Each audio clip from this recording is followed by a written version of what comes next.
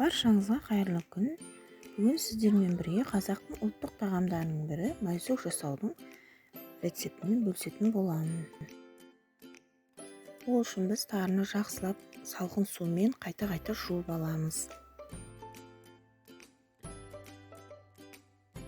Осылай жуып аламыз. Осы менің каналымда көптеген рецепт түрлері бар. Тіркеліп кетуді ұмытпаңыздар.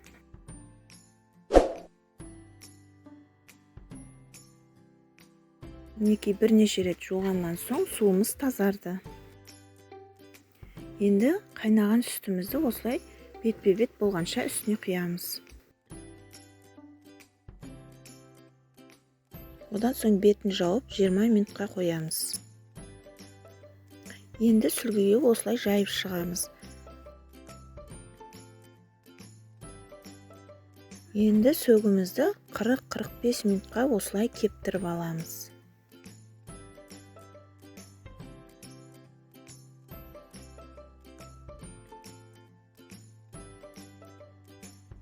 Енді сөгімізді ыдысымызға салып, оның үстіне қант ұнтағы мен жұмсақ сары майды салып жақсылап араластырамыз.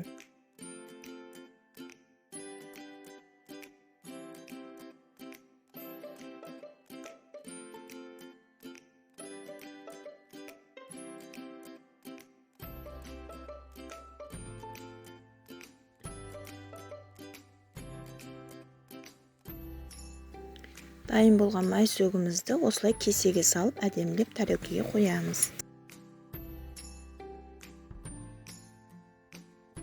Мінекей майсөгіміз дайын. Егер рецепт ұнаса, каналыма тіркеліп, лайк басып, комментарий жазуды ұмытпаңыздар.